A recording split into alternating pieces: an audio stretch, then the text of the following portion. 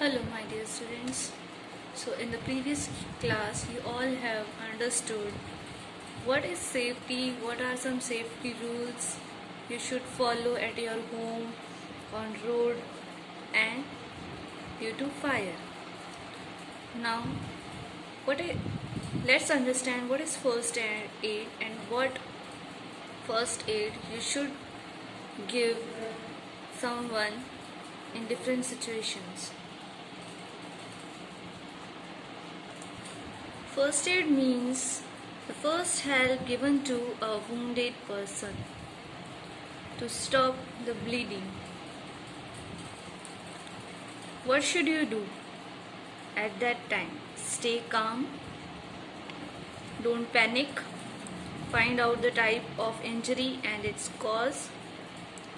Be quick in giving first aid, wash your hands before giving first aid because it can contaminate or infect more, because your hands may contain some bacteria. Send for a doctor if required. If the injury is big or the wound is deep and the blood is not stopping to flow, then just send for a doctor.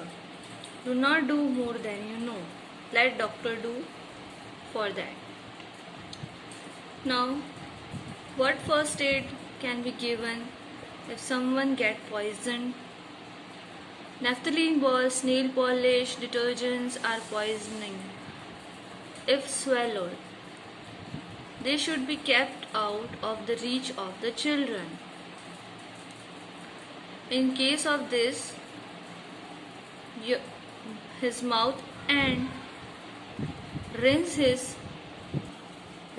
mouth and rush him to a doctor. Now, what you should do in the case of nosebleed? It's common during the hot summer days. Now, at this time, loose the clothing around the neck so you can breathe easily and relax yourself.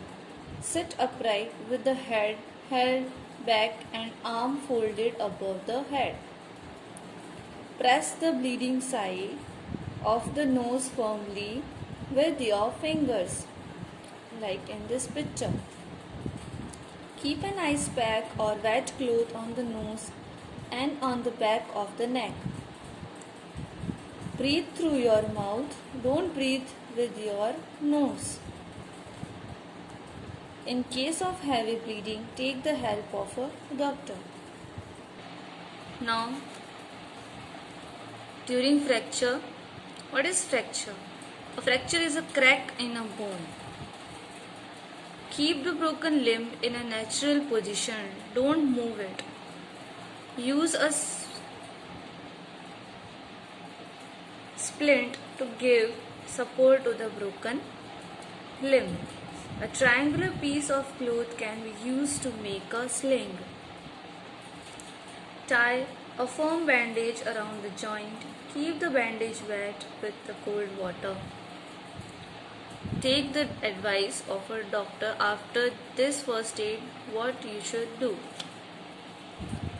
Now, during sprain, what is sprain? A twist in a joint such as the ankle or wrist can result in a swelling and is called sprain. In this time, do not move the sprained joint. Tie an elastic bandage around the joint to keep it from moving.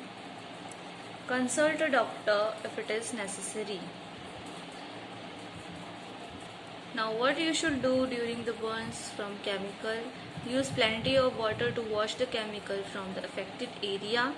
Cover the affected area with a sterile cloth or gauze. If the burn is serious, rush to a doctor.